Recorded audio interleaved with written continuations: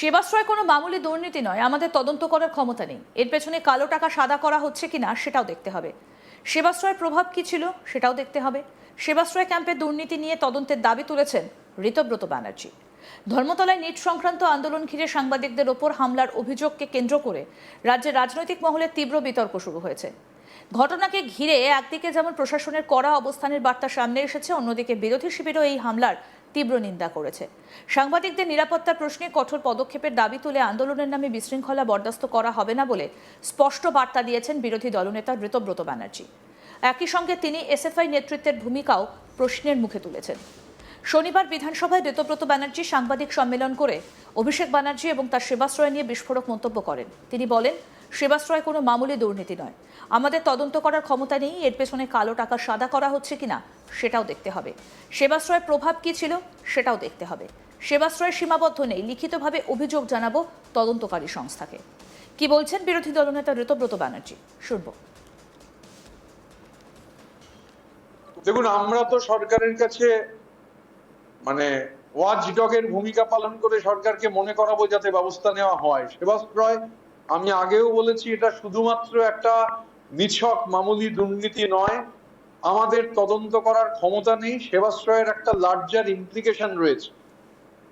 এই যে ওষুধ, বিদেশি ওষুধ, জাল ওষুধ বিভিন্ন জায়গা থেকে, অভিষেক বন্দ্যোপাধ্যায় তার যে চেলাচামুন্ডাদের জ্যামিতিক নকশা পয়েন্টগুলো মিলিয়ে দিন, কোথায় কোথায় থেকে ওষুধ উদ্ধার হয়েছে, কারা গেছেন সেবাশ্রয় ক্যাম্পে, এলোপ্যাথিক ডাক্তার নন, হোমিওপ্যাথিক ডাক্তারি পড়েন, এমবিবিএস পড়ছেন, ভয় পেয়েছেন, গেছেন।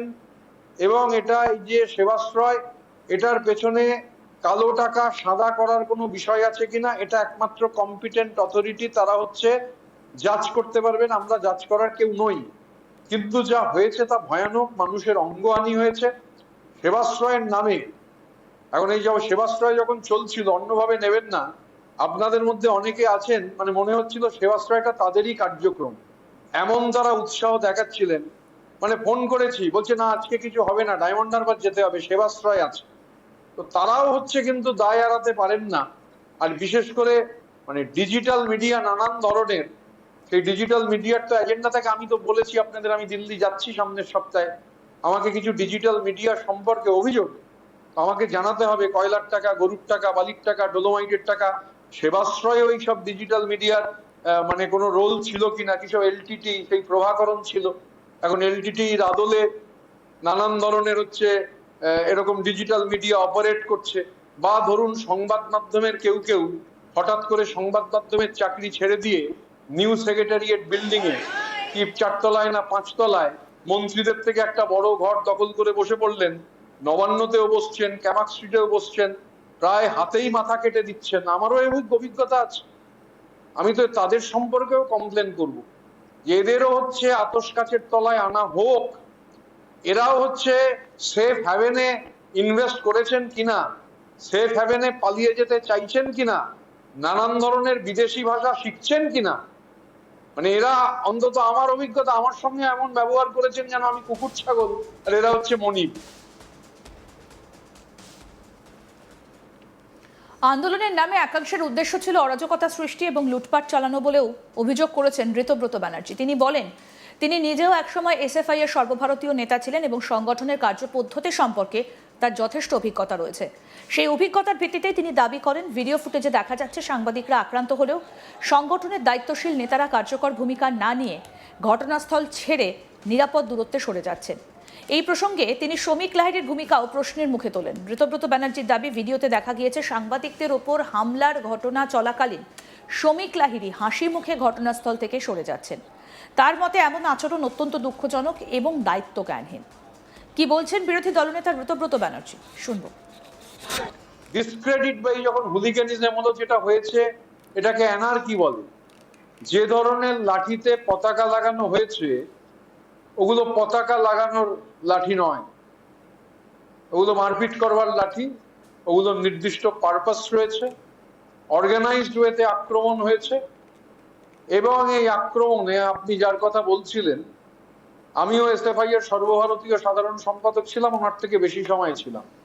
উনিও এসএফআই এর সর্বভারতীয় সাধারণ সম্পাদক ছিলেন। আমি ভিডিওটা দেখে একটু অবাকই হয়েছিলাম।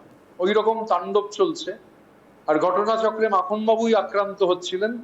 উনি কিরম দিব্যি হেসে ওনাদের এক ফায়ার ব্র্যান্ড নেত্রীকে নিয়ে হেঁটে যাচ্ছেন, একবার ঘুরলেন, মাখনবাবু আক্রান্ত হচ্ছেন, তারপর নিরাপদ দূরত্বে চলে গেলেন। আসলে মানে কাল যেটা ঘটেছে, দেখুন, মুভমেন্ট এক জিনিস, আর মুভমেন্টের নামে হুলিগানিজম, অ্যানার্কি আরেকটা জিনিস। আমি অন্তত যেটুকু দেখার আমার সুযোগ হয়েছে, টার্গেট করে সংবাদ মাধ্যমকে মারা হয়েছে, এবং যারা গেছিল তারা শুধু মারতে যায়নি, তারা লুট করতেও গেছিল, মোবাইল লুট করেছে, টাকা লুট করছে, বলছে যে জুতোগুলো কি সুন্দর, খুলে নে। তো স্বাভাবিকভাবে এক ধরনের এনার্কি প্রতিষ্ঠা করার চেষ্টা হচ্ছে। দেখুন, আন্দোলন, গণতান্ত্রিক আন্দোলন, সেই আন্দোলনে যদি পুলিশের লাঠি পড়ে, আমরা সেই লাঠির যখন পড়বে পিঠ পেতে দাঁড়াবো। কিন্তু আন্দোলনের নামে হুলিগানদের জড়ো করে, অ্যানার্কিস্টদের জড়ো করে, স্ট্রিট আর্চিনদের জড়ো করে, ভ্যাগাবন্ডদের জড়ো করে, মার্কসের ভাষাতেই বললাম, তাদের জড়ো করে শ্রমিক লাহিড়ীরা মনে করবেন যা খুশি করা যাবে, হয় না। এবং আমি হতবাক ওনার ওই হাসি দেখে। এই যে অ্যাপ্রোচ, এই যে অ্যাটিটিউড, ভয়াবহ।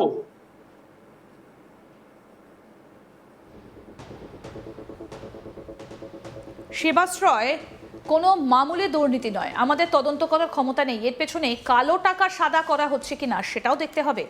সেবাশ্রয়ের প্রভাব কি ছিল সেটাও দেখতে হবে। সেবাশ্রয় ক্যাম্পে দুর্নীতি নিয়ে তদন্তের দাবি তুলেছেন ঋতব্রত ব্যানার্জি। ধর্মতলায় নিট সংক্রান্ত আন্দোলন ঘিরে সাংবাদিকদের ওপর হামলার অভিযোগকে কেন্দ্র করে রাজ্যের রাজনৈতিক মহলে তীব্র বিতর্ক শুরু হয়েছে। ঘটনাকে ঘিরে একদিকে যেমন প্রশাসনের কড়া অবস্থানের বার্তা সামনে এসেছে, অন্যদিকে বিরোধী শিবিরও এই হামলার তীব্র নিন্দা করেছে। সাংবাদিকদের নিরাপত্তার প্রশ্নে কঠোর পদক্ষেপের দাবি তুলে আন্দোলনের নামে বিশৃঙ্খলা বরদাস্ত করা হবে না বলে স্পষ্ট বার্তা দিয়েছেন বিরোধী দলনেতা ঋতব্রত ব্যানার্জি। একই সঙ্গে তিনি এসএফআই নেতৃত্বের ভূমিকাও প্রশ্নের মুখে তুলেছেন। শনিবার বিধানসভায় ঋতব্রত ব্যানার্জি সাংবাদিক সম্মেলন করে অভিষেক ব্যানার্জি এবং তার সেবাশ্রয় নিয়ে বিস্ফোরক মন্তব্য করেন। তিনি বলেন, সেবাশ্রয় কোনো মামুলি দুর্নীতি নয়, আমাদের তদন্ত করার ক্ষমতা নেই, এর পেছনে কালো টাকা সাদা করা হচ্ছে কিনা সেটাও দেখতে হবে। সেবাশ্রয়ের প্রভাব কি ছিল সেটাও দেখতে হবে। সেবাশ্রয় সীমাবদ্ধ নেই, লিখিতভাবে অভিযোগ জানাবো তদন্তকারী সংস্থাকে। একই সঙ্গে ঋতব্রত বলছেন, আন্দোলনের নামে একাংশের উদ্দেশ্য ছিল অরাজকতা সৃষ্টি এবং লুটপাট চালানো বলেও অভিযোগ করেছেন। তিনি বলেন, তিনি নিজেও একসময় এসএফআই এর সর্বভারতীয় নেতা ছিলেন এবং সংগঠনের কার্যপদ্ধতি সম্পর্কে তার যথেষ্ট অভিজ্ঞতা রয়েছে। সেই অভিজ্ঞতার ভিত্তিতে তিনি দাবি করেন, ভিডিও ফুটেজে দেখা যাচ্ছে সাংবাদিকরা আক্রান্ত হলেও সংগঠনের দায়িত্বশীল নেতারা কার্যকর ভূমিকা না নিয়ে ঘটনাস্থল ছেড়ে নিরাপদ দূরত্বে সরে যাচ্ছেন। এই প্রসঙ্গে তিনি শ্রমিক লাহিড়ীর ভূমিকাও উল্লেখ করেছেন। আরও আপডেট পেতে দেখতে থাকুন আজ তাক বাংলা, সাবস্ক্রাইব করুন।